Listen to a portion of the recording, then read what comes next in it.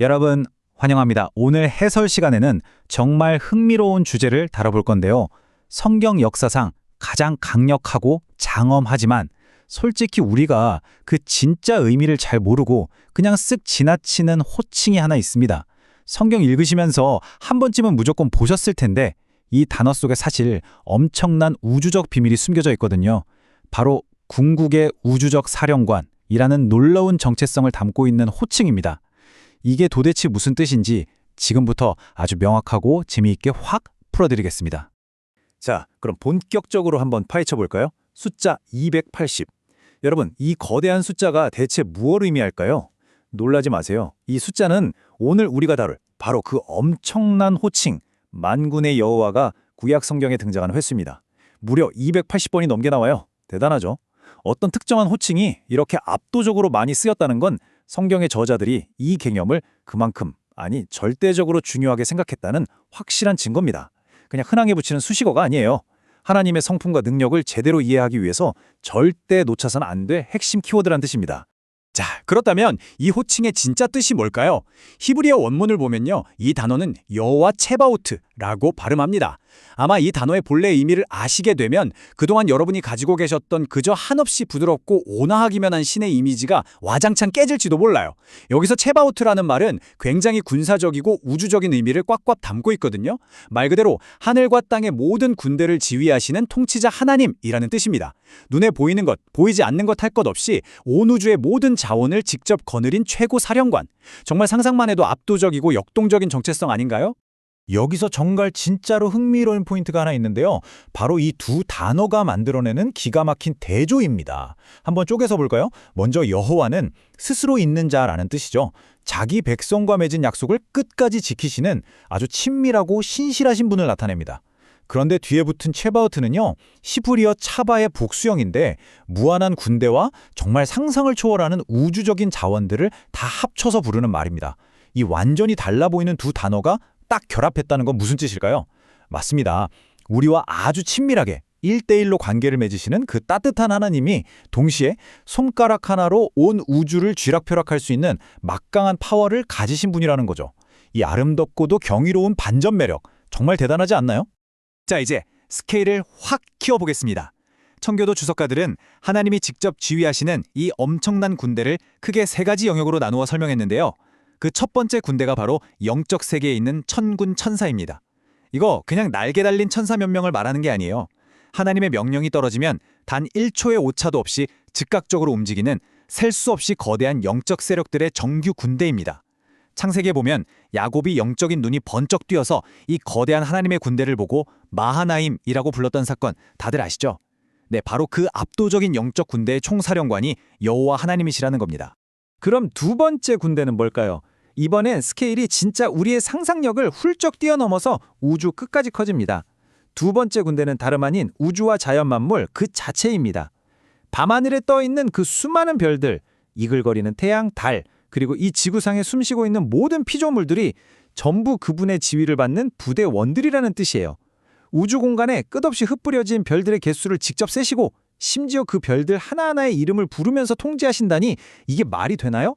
진짜 말 그대로 만물의 최고 사령관, 그것이 바로 여호와 체바오트가 품고 있는 우주적 스케일의 권위입니다. 우주 끝까지 갔던 스케일을 이제 다시 우리들의 현실, 아주 개인적인 차원으로 싹 땡겨와 보겠습니다. 세 번째 군대, 바로 성도와 이스라엘, 즉 하나님의 언약 백성들입니다. 여기서 진짜 소름 돋는 포인트가 뭔지 아세요? 하나님은 저 멀리 우주 상황실에 앉아서 뒷짐지고 명령만 내리는 분이 아니라는 겁니다. 당신과 언약을 맺은 사람들, 즉 우리를 위해서 친히 무기를 들고 최전선에 뛰어들어 싸우시는 아주 적극적이고 든든한 보호자이자 용사로 활동하신다는 거죠. 온 우주를 통치하는 그 어마어마한 최고 사령관이 직접 내 옆에서 나를 지키는 보디가드를 자처하신다니, 와, 생각할수록 정말 가슴 벅찬 사실 아닙니까? 그리고 이 이야기가 방금 말씀드린 사실을 아주 기가 막히게 잘 보여주는데요. 바로 다윗과 골리앗의 전투입니다. 다윗은 이 싸움을 그저 덩치 큰 사람과의 육탄전으로 보지 않았어요. 완전히 영적인 전략과 배치의 관점으로 본 거죠. 다윗이 전장에 나갈 때 들고 간 최고의 무기는 물맷돌이 아니었습니다. 바로 만군의 여호와, 라는 이 강력한 호칭 자체를 전장 한가운데 정면으로 투입해버린 겁니다. 승리라는 건 인간이 만든 창이나 칼 끝에서 나오는 게 아니라 온 우주를 통치하시는 하나님의 주권을 달려있다는 걸 역사상 가장 극적이고 짜릿하게 선포한 정말 위대한 장면인 거죠. 그런데 말이죠. 이 호칭이 매번 그렇게 피 튀기고 치열한 전쟁터에서만 쓰였을까요? 아닙니다. 시편 84편의 고백을 한번 보세요. 방금 다윗의 외침이 전장의 그 거친 분위기를 보여줬다면 이 시편 9절은 성전의 고요한 평화를 완벽하게 대조해서 보여줍니다. 시편 기자가 얼마나 벅차올랐겠어요. 온 우주의 모든 자원을 통제하는 그 크고 위험 있는 최고 사령관께서 한낱 비천하고 연약한 인간들 틈바구니에 있는 그 작고 초라한 장막에 머무시는 걸 기뻐하신다니? 이 사실에 너무 벅차고 감격해서 노래를 부른 겁니다. 이 절대적인 무하나님과 따뜻하고 한없는 은혜의 만남, 바로 이게 우리가 진짜 주목해야 할 감동 포인트입니다. 자, 이 호칭이 쓰인 또 다른 중요한 성경적 문맥을 조금만 더 살펴볼게요. 이사야나 예레미야 같은 선지서들을 읽다 보면 이 호칭이 굉장히 묵직하고 엄숙한 분위기에서 등장하곤 합니다. 선지자들이 타락해버린 이스라엘 백성들이나 콧대 높은 주변 강대국들을 향해서 심판을 선포할 때 꼭 이 만군의 여호와를 언급했거든요. 이건 뭘 뜻할까요? 그분이 그저 이스라엘이라는 작은 나라만의 신이 아니라 온 세상 모든 민족의 생사화복을 양손에 쥐고 있는 절대 권력자, 즉 엄위하신 재판장이라는 걸 세상 모든 사람들에게 똑똑히 각인시키기 위해서였습니다. 자, 그렇다면 여기서 가장 중요한 핵심은 뭘까요?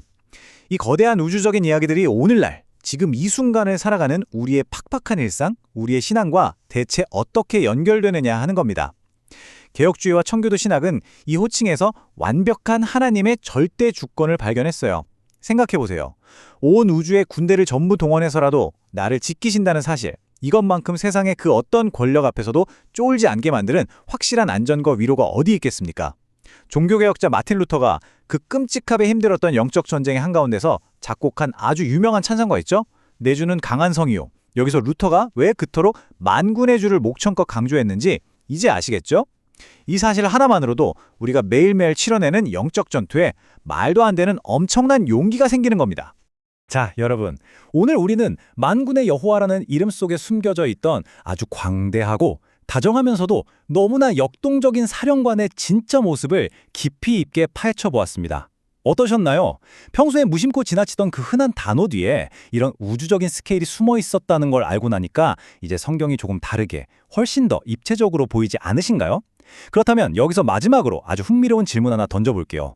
도대체 이 어마어마하게 거대한 호칭이 왜 한나라는 아주 평범한 여인의 개인적인 눈물과 슬픔이 묻어있는 사무엘상 1장에서 역사상 최초로 등장하게 된 걸까요? 그리고 전능하신 하나님을 뜻하는 또 다른 유명한 호칭인 엘샤다이와는 신학적으로 대체 뭐가 다를까요? 자, 이 질문들이 여러분의 마음속에 아주 즐거운 호기심의 불씨를 지펴주었기를 바라면서 오늘 해설은 여기서 마무리하겠습니다.